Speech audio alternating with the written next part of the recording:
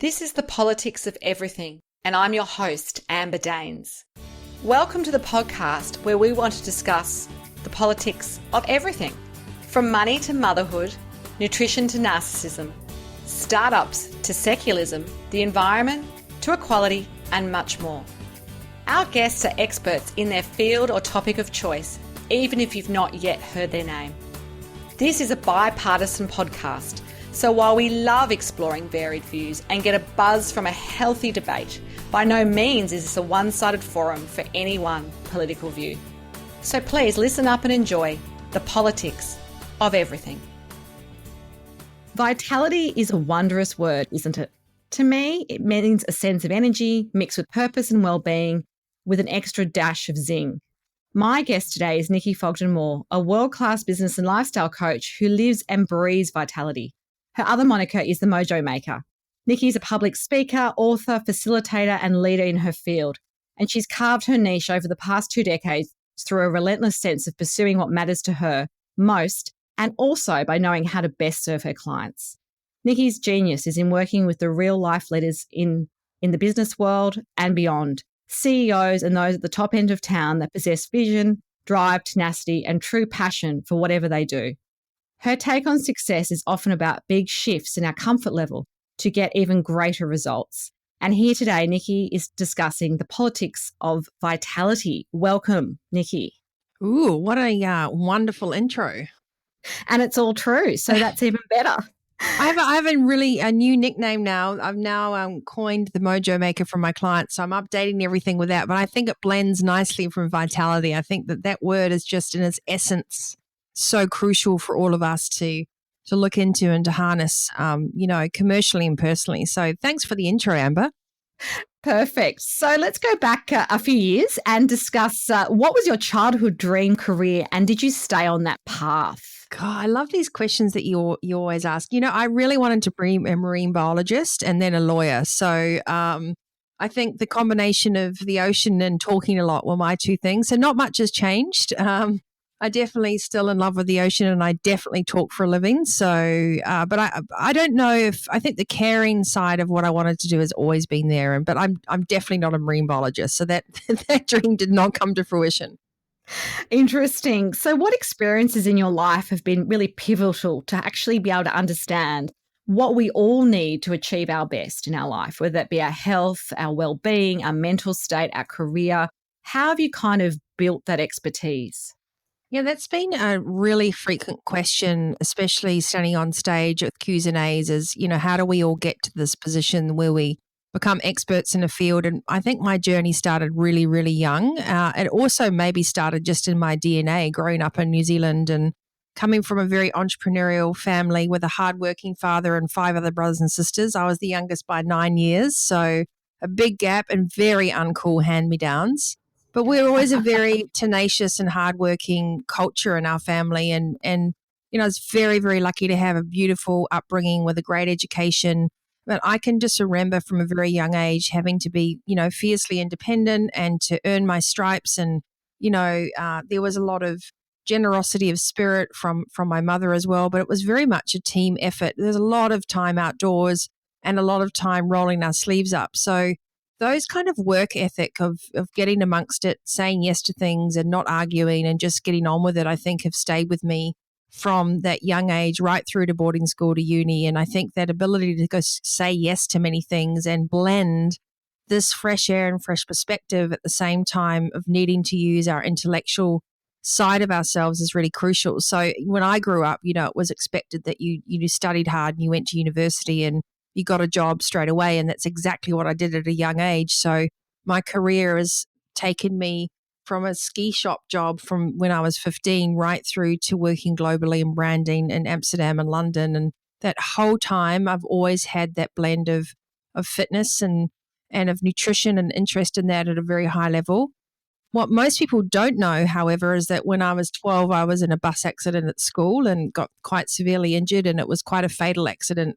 5 people didn't make it out of that. So I think that's probably a defining point in understanding my mental DNA. I've always been a very resilient, open-minded and caring little child, and I don't really think that's changed. And our ability in those days to get up in the morning and make each day count is definitely something I've carried through right into this age and the role that I have now.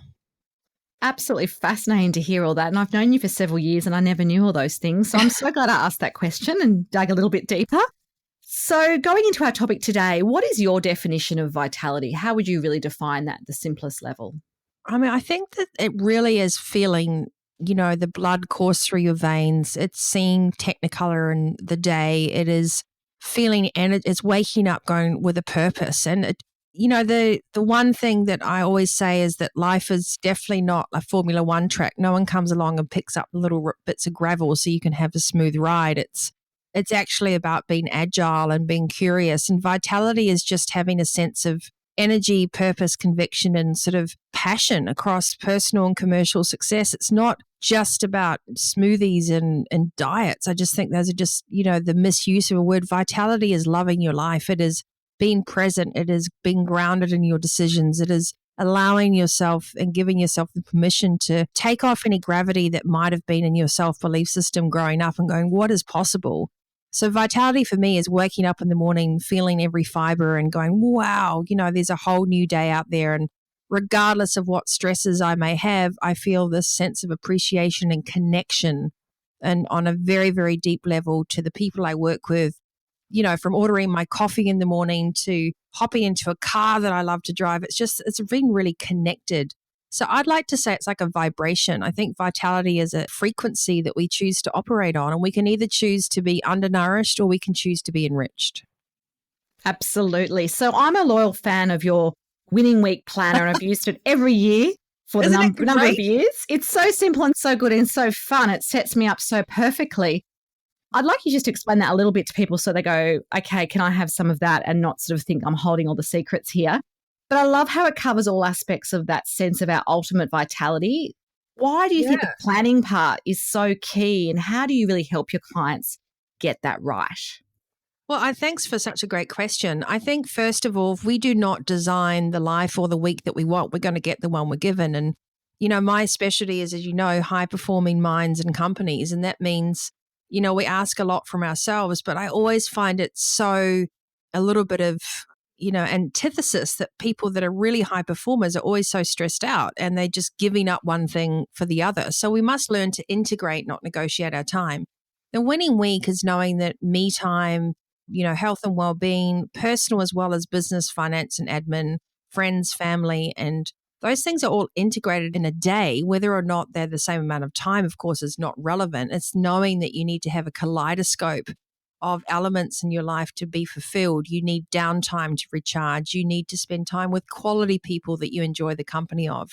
We can't all choose our family, but, it's been purposeful. So we could do two things in life. One, you could be a person who life does stuff to, or two, you could be a person who do things with life. And I think when you decide that you do things with life, you suddenly realize that you're in the driver's seat and that you're like, right, what needs to happen this week? Most people put their business meetings in their calendar, but everything else isn't in there. And they don't want to show that they're picking their kid up from school, or they're doing yoga or a 15-minute workout, or they just need, for me, in my calendar, I just have a nano break, and then I'm non-contactable then. It's just 15 minutes. And I just like to spend some time being off the grid. It might be just a walk around the block with Roxy, or I could be presenting.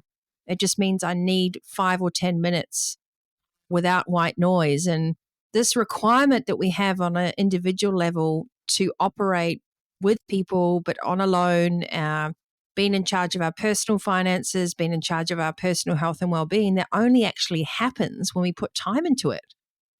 There's a big difference between a big vision board and actually getting the results, and that is putting the work in on a daily basis. So designing your winning weeks enables you to have masterful months and remarkable years, enables you to be purposeful, to be considerate, to not let the small things become major catastrophes at the end of the month, to be in charge of your personal administration like you would your business account balance. And I think when we start to spend more time chipping away at those things, then there's less homework to be done later. So it enables us to give a helicopter view to our week, and enables us to be flexible. There's going to be illnesses, there's going to be traffic jams. There's going to be roadblocks. And, it's not about being perfect. It's about progress. And that's what a winning week is. Terrific. So what's really changed, do you think, in your experience from, I guess, the work-life balance idea to now work-life blend in 2018? It definitely seems more compacted, more being squeezed in. But how do you think that compares to, say, a decade ago or more? I mean, is that impacting our vitality because we're trying to put more into our days than we were perhaps previously? Oh, undoubtedly. I would say there's three core pillars that are impacting our mental, physical, and emotional or spiritual vitality. And those are the amount of times that we're connected digitally, just by pure fact. We are in front of screens, we're in front of televisions. Even you can't even sit on a tram and there's not a computer screen in front of you. Even taxis these days, we're just bombarded with neuro stimulus constantly. And the one thing that our brains need and our bodies need is time out to recharge and repair, but we never give that.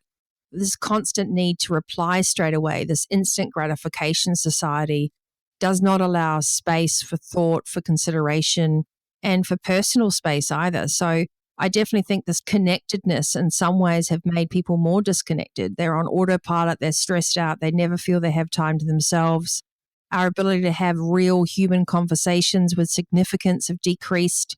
And it's a study, basic level of human study that shows that touch and eye contact are what build our endorphins, our serotonin, our knowledge inside our bodies that we're actually being noticed. So we're stepping further and further away from true human connection.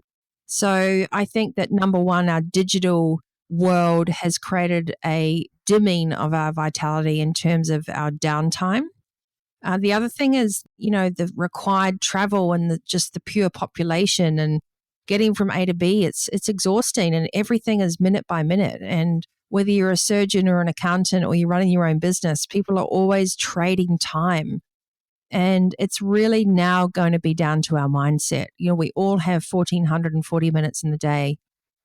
That is not going to change. You've done, make them all count, but also make them, it sounds like you just can't be productive all the time. And the key to vitality might be about reducing that sense of I need to be doing something all the time. Well, that's this whole thing, busy became a buzzword. And I just think the busy is the word. I try and use the word productive, and it means permission to regroup. Like when I work with CEOs and leaders or entrepreneurs, most of the problem is once we get to a senior position in life, we've got so much responsibility that we can't be creative and visionary with the pure purpose that we were there in the first place. So in order for our brains to expand and our bodies to heal, we need to have time out. We need to wonder about things. We need to wander around in nature. We need to be with ourselves. And I think that this is the biggest issue at the moment. It's very, very hard to just be alone. I don't mean just introverts. I mean anyone. I'm a huge extrovert, but I need my alone time to recharge. And so we've got an interpersonal issue. We have a digital issue. And then we have a mindset issue, which is even though we're operating in a new landscape of flexible working hours and mindfulness and happiness and you design what you want, we haven't got the tools to actually utilize that framework. We're still operating in the 1950s and 60s in terms of how we view first in the office and last out as being a good thing. And I argue that people say that's changed, but I still feel working with finance and law companies and that there's still a lot of stigma around always seeming to be busy. And we need to really look at productive as the result of that. Absolutely. So let's get a little bit personal. How do you get vitality in your own life? And I know you touched on the idea that you take those nano breaks and you might go for a walk with your dog, Roxy, or you might just, be somewhere still and quiet or be near the water. What else do you do that sometimes when you're traveling, for example, you don't have access to all of that? Do you have some sort of, toolbox that you take with you? Yeah, and I think that's a great question. Last year I was, I think, at home 27 full proper days. In the whole year? So, wow, that's nuts. Yeah. But also I'm my own boss, so it's not like I can't blame anyone else. But I often think, where does all this energy come from? And I just have my vital ingredients. I mean, I definitely think speaking to you today, my battery is probably on amber than green, and I just recognize those things. So I know my body really well. I also know my great times for creativity, connection, intelligence are in the morning. In the afternoon, I'm better off kind of working on things. So I try and book my client times in the morning. I have little rituals now that are lifesavers for me. So, for example, I have a driver when I get to major cities that I know and trust, and I do all my calls in the car when I land at the airport. I have rituals when I get to hotel rooms. I might even do a headstand. I have my favorite tea. If I'm too tired to go for a run, I go and explore a city and go and find the best coffee. I've been doing health and fitness professionally as well as head trainer for Women's Health and Fitness magazine for many, many years alongside all of the business work. So I think that I don't have the strict regime. I just listen to my body, and I have a hard drive of so many exercises, whether it's a stretch or a run or a jog and I have a lot of fun in my life. I really love what I do, and that purpose gives you energy. But I know that I need 6 hours sleep. I know that I need my peppermint tea. I know I love a beautiful glass of champagne. I'm allergic to most wines. So my treat is to have a very, very beautiful glass of French champagne somewhere. And that's all I need. And then catching up with people that I really love, like that quality time and connection or a phone call and those things. So rest and relaxation. My fitness comes with me everywhere. It's, a great pair of running shorts and shoes and a great attitude. And then also a sense of exploration. We have to be in charge. So if you are having lots of business meetings, then choose fresh food as your choices. Like, it's just absolutely a story that say I eat out a lot for work. I mean, I travel 5 out of 7 days and I seem to have a pretty healthy aspect in my food and nutrition. It really is about making the right choices. And then make sure as well, my other tip is I don't scrimp on where I stay. Like, where I stay is my home away from home. So those creature comforts are really important. So you know yourself well, it sounds, and maybe that's part of what you need. Lots of people need to get back to get to that ultimate vitality. It's just tapping into what works for you. Because I guess some people could just sleep in an average hotel and not have peppermint tea and be fine. And other people, they really need that. I must admit, I'm a bit like you. So I'd love to sort of just get your thoughts on what's the biggest challenge that most entrepreneurs and C-suite leaders face in prioritizing vitality.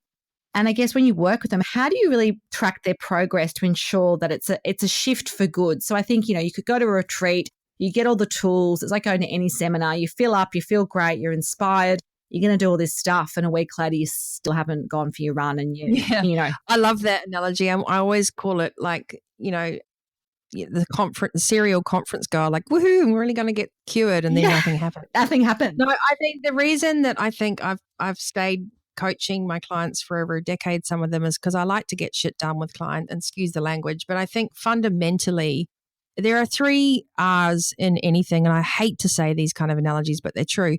If someone doesn't have a goal that resonates with them, it may as well just be a piece of paper that someone throws a dart at. 100%. I think first and foremost is that we need to, as a leader in your life, you need to figure out, what does wow look like for me now? You need to let go of all the old stories and belief systems. And what I do with my clients is we roadmap. We go, where do you sit? And it's time to, just like you renegotiate your business strategy, you have to be the CEO of your life. So where do you need to be, and what does great feel like? And that means actually being aware that your ego is not your amigo. So that little voice in your head that's telling you that you don't have an hour to spare, that you can't play squash like you used to, that your knee's gone, or that you've got to go to a board meeting. I mean, those are all stories in our head. Fundamentally, we need to be in the driver's seat and think determined in order to be agile physically, emotionally, mentally, spiritually, and to be a great leader. We have to actually be well. Our health is our wealth. So a great leader recognizes that whatever the point we're meeting to discuss this, there is always a need to identify what great looks like, and then figure out what you love to do. So I think the biggest problem with social media is generation exhibition. Like, the roadmap for you, Amber, or another leader might be completely different. And I think we need to give ourselves permission to do an inventory, to look at what depletes us and look at what completes you, and also look at the amount of time you really have. We cannot ignore the responsibilities that come with being a parent or running a business or going through venture capital, seeding funding, whatever it is. But we can look at how we could navigate our way through those weeks and months to maintain a sense of fitness and purpose and a healthy aspect. So it's about rewriting the script with those leaders and saying, what does great look like for you? And not saying it's about getting a personal trainer and spending 5 hours in a gym every week, because that's just not feasible. for most of the people I work with. They're on planes or they're at different board meetings. It's about understanding a personal roadmap and game plan that's relevant, that resonates, and is real time. There's those three Absolutely. It Rs. sounds so simple, but I'm sure it's a work in progress for most of us. So for you, what is the best tool in your kit for achieving most of what we want more of? So a lot of people go, I really want more time with my family, or I really want to make sure that I have some time away from my desk to do some strategic planning. How do you actually get people to make these things a habit? Is there a tool or a secret weapon that you have? Oh, you think I should share my secret weapon? Well, I think you should just tell us a little bit and whet our appetite. No, 100%. I actually have, and I've got a little mini book coming out about this actually. So it's a great Perfect. plug for that. Go buy the book, But everyone. I actually have a rule that, funnily enough, I have used from a very young age. I don't know where I picked it up, but I've used it since I was about 16, and it's the 1% rule. So this is on my blog, and I think I've done a podcast about it as well. So if you were to take 15 minutes of your day, which is just over 1%, so 14.4 minutes is 1% of your day, but let's round it up to 15 minutes a day. If you took 15 minutes a day for the one thing that is eluding you, whether it is time for yourself, time with your family, time on your well-being, time on a business strategy, whatever it is, 15 minutes a day. If you took that time and you scheduled in your agenda for 100 days, 15 minutes a day, where do you think you'd be in 100 days' time? Well, you would be 100% better off. So it only takes 15 minutes a day to shift the coordinates in your roadmap to success. It takes 15 minutes a day to go from survival mode to seamless success. It takes 15 minutes a day in 100 days for you to start actually seeing results that last. And I think that's all we need. We need to get rid of these massive big plans, and we need to bite everything down into a time that we can integrate, that we can just chip away at. It's not about throwing the baby out with the bathwater. And that, to me, has been the one resounding secret tip that has helped people create game-changing new habits with lasting success. Yeah, that's amazing. So for you, you're obviously a mentor to so many, but you must have had some special mentors, inspirational people that have guided you in your journey of life. If so, who are they and what have they taught you?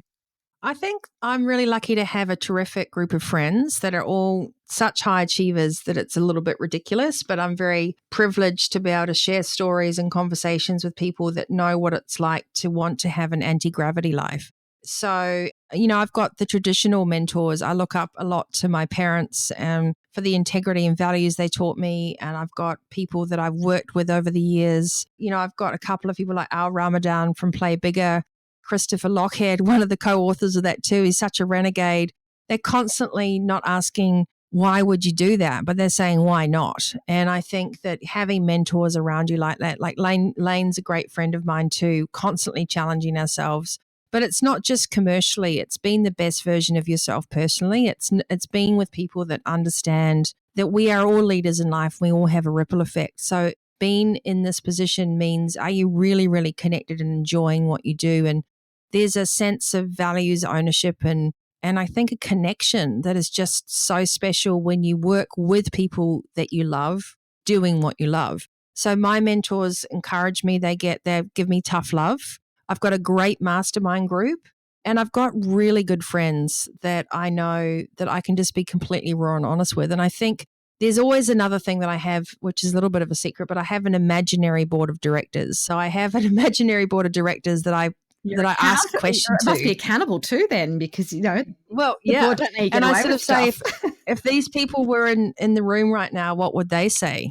And I don't even know if I should name names, but I have 5 people that I imagine, what would that person tell me? I don't even, so it would be Elon Musk, Richard Branson, Warren Buffett, and then I have like the Dalai Lama, because I think what we always have to do is we have to think like a CEO, plan like a visionary, and act like a Buddha, and being mindful, but being present, and then stripping the stories away and having facts and stats are really crucial. And when you imagine that you have to turn up to a group of people like that, all of a sudden there's no fluff, and it takes away all the stress, and you have to just really stand in the facts and stats. And that's a really valuable tool for me. So I don't know if I should have let on to that, but those are all ways I think that we continually strive to think bigger and to be braver, and to also lead by example. So The other thing is I'm in the trenches with my clients because I know what it's like. I work just as long hours and I've been there running advertising agencies and I have a lot of empathy. I know the constraints and the responsibilities, and we don't want collateral damage. Success should not be at the cost of losing your family and your friends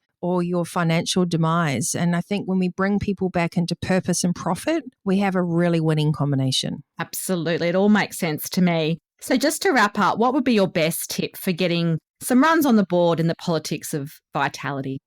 I think the politics of vitality is number one, you've got to be accountable to define what that looks like for you. So stop looking outward and go, wow, what would vitality personally and commercially really look like for me? And don't be afraid of what comes up and rewrite the script a little bit. The second thing is accountability. Once you've got your personal awareness of what you think that looks like, it's being accountable. And one of the biggest challenges is people get disappointed that their friends and family don't support them. If you don't tell them what you need, they'll give you whatever they want. So say if this is important, then put it in your agenda. Lead by example. If you really, really want to see those changes and fitness is important, find out what your final non-negotiable deal breaker is and work towards that.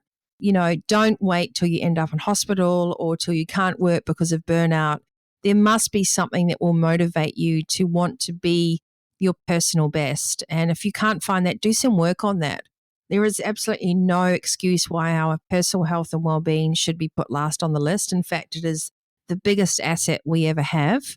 And once you've done the awareness and your accountability, you have to take action, which means do your winning weeks, start small, be curious. If you don't know where to begin, ask some experts that truly know their stuff and give yourself permission to have fun.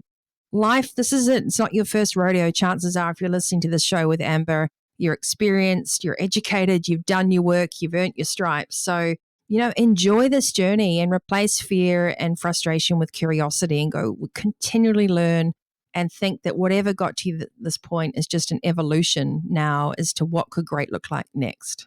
I love it. And I feel very full of vitality after speaking to you, Nikki. If you do want to contact Nikki Fogden-Moore, there will be some details of her contacts on the show notes. You have been listening to The Politics of Everything. Until next time, keep well. Thanks for listening today. If you've enjoyed The Politics of Everything, we thrive on feedback. So please add a short review and share the podcast with your network and your friends and family.